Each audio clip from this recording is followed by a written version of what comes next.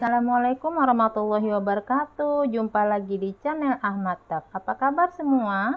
Semoga sehat dan semangat dalam belajar. Pada video kali ini kita akan belajar mengenai larutan penyangga atau dikenal juga dengan buffer. Sebelumnya jangan lupa di like, komen, share, dan subscribe. Dan pencet tanda lonceng supaya mendapatkan notifikasi video terbaru dari kami. Terima kasih. Larutan penyangga. Nah, sebelumnya kita harus tahu dulu apa itu larutan penyangga. Larutan penyangga atau buffer adalah larutan yang mampu mempertahankan harga pH-nya apabila ditambahkan sedikit asam, basa, ataupun dilakukan pengenceran. Nah, sekarang coba kita perhatikan data percobaan berikut. Di sini ada larutan 1, 2, 3, 4, dan 5. Kemudian ada pH awalnya 5, 7, 8, 9, dan 4. Nah, ketika ditambahkan sedikit asam, pada larutan 1 menjadi pH-nya menjadi 4,9, kemudian larutan 2, 4, 3, 5,3, 4, 8,5, dan larutan 5, 2,1. Kemudian ketika ditambahkan sedikit basa, pada larutan 1 pH-nya menjadi 5,2, larutan 2 menjadi 10, 3 12,5, 4 9,3, dan 5 8,2. Nah, triks yang harus kita tahu adalah tadi larutan buffer itu dia mampu mempertahankan pH. Jadi kita lihat pada larutan 1 pH awalnya adalah 5. Ketika ditambah sedikit asam menjadi 4,9. Kemudian ditambahkan sedikit basa 5,2. Jadi ini perubahannya tidak terlalu besar. Jadi ini bisa dikatakan larutan buffer. Sedangkan yang kedua, pH awal 7. Ketika ditambah asam dia menjadi 4, tambah basa menjadi 10. Nah, di sini terlalu jauh ya. Jadi ini tidak bisa dikatakan larutan buffer. Kemudian larutan yang ketiga, pH awal 8, kemudian ditambah sedikit asam menjadi 5,3. Yang ini sedikit basa menjadi 12,5. Ini juga terlalu jauh ya. Jadi ini bukan buffer. Kemudian untuk larutan keempat, awalnya 9, kemudian 8,5, kemudian 9,3. Nah, ini adalah larutan buffer. Kemudian untuk yang kelima, awalnya 4, ketika ditambahkan asam menjadi 2,1. Nah, ini jauh. Kemudian ini menjadi 8,2. Nah, dari data percobaan yang didapat, kita lihat yang termasuk larutan penyangga adalah 1 dan 4 ya. Jadi di sini adalah 1 dan 4. Oke. Kemudian larutan buffer ini terbagi dua ya. Ada dua jenis larutan buffer. Yang pertama adalah buffer asam ya.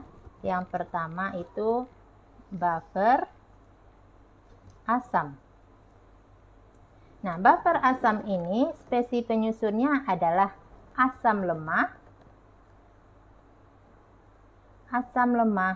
atau kita singkat AL ditambah dengan garamnya. Nah, pH-nya berapa? pH-nya kecil dari 7. Apa contohnya? Contohnya adalah CH3COOH ditambah CH3COONA.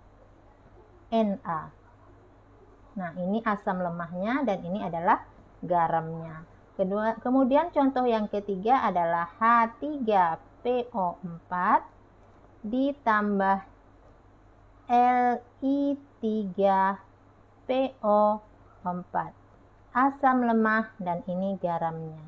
Contoh lagi, contoh yang lain, HF ditambah CaF2 ya.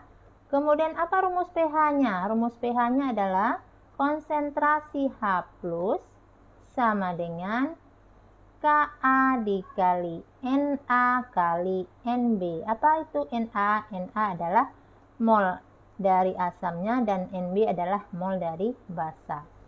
Yang kedua, buffer basa. Buffer basa. Ya. Apa spesies penyusunnya? Adalah basa lemah. Basa lemah atau kita singkat dengan Bl ditambah dengan garamnya. Oke, tambah dengan garamnya. Berapa pH-nya? pH-nya besar dari 7, ya. Besar dari 7. Contohnya, contohnya NH4OH. NH4OH ditambah dengan NH4Cl. Kemudian NH4OH ditambah dengan NH4NO3. Basa lemah dan ini garamnya, ini basa lemah dan ini garamnya. Rumus pH-nya, konsentrasi OH- sama dengan Kb dikali NB per Ng. Maaf, ini adalah Ng, ya. Mol asam per mol garam, mol basa per mol garam. Oke, sekarang kita lanjutkan. Ada 2 tipe soal larutan penyangga, ya. Maksudnya data soal bisa langsung dimasukkan ke dalam rumus buffer. Yang pertama, cara langsung. Nah, pada cara langsung ini asam lemah ditambah dengan garamnya atau basa lemah ditambah dengan garam.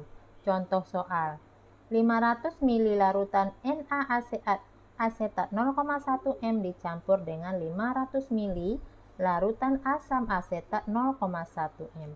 Diketahui Ka asam asetat 10 pangkat negatif 5. Harga pH larutan sama dengan, ini yang kita cari, ya. Pertama, penyelesaian.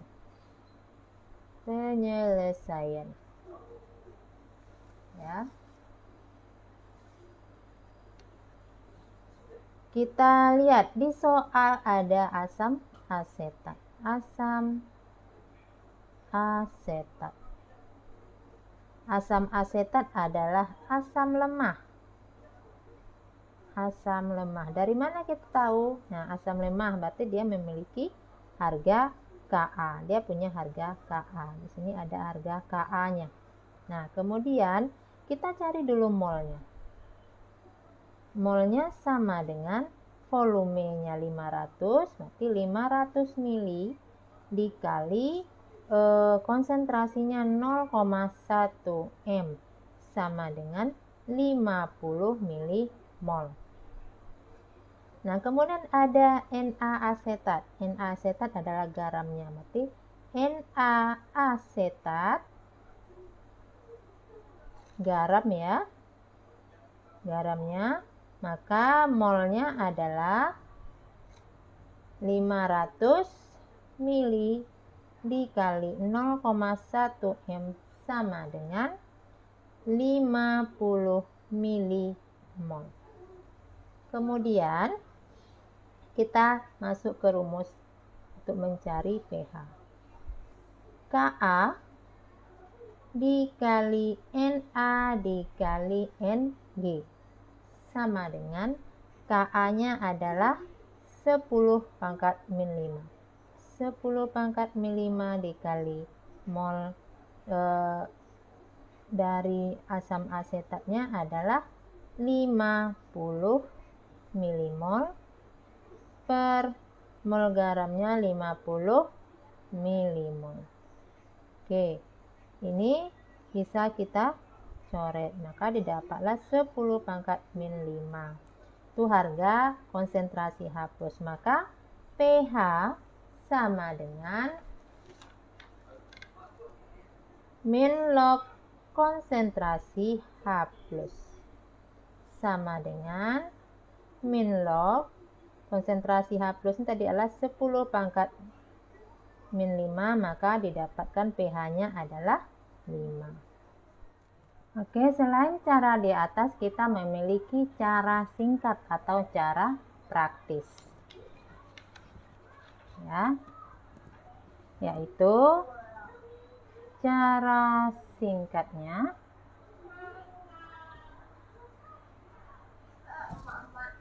dalam larutan buffer apabila diketahui asam lemah dan garamnya atau basa lemah dan garamnya, maka nilai mol sama dengan molaritas. Nah, ini harus kita ingat. Kemudian, kenapa bisa sama? Karena volume larutannya sama. Maka,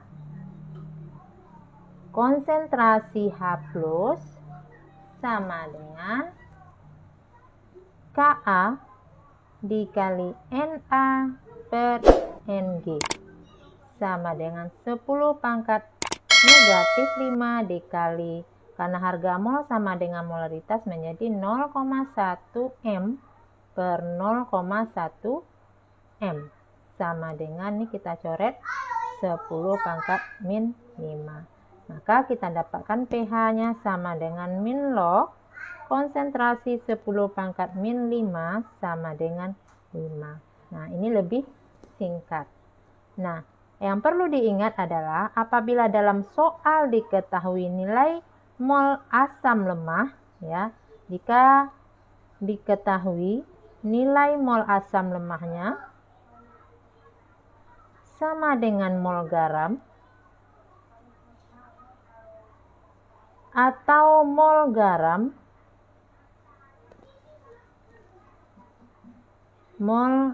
atau mol basa lemah sama dengan mol garam,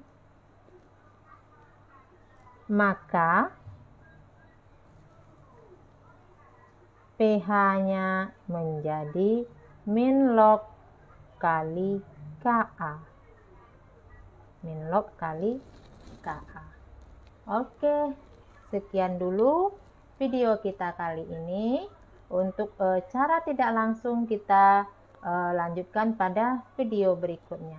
Nah, jika video ini bermanfaat dan bisa dipahami, jangan lupa di like, comment, share, dan subscribe, dan pencet tanda loncengnya untuk mendapatkan notifikasi terbaru dari kami. Terima kasih. Assalamualaikum warahmatullahi wabarakatuh.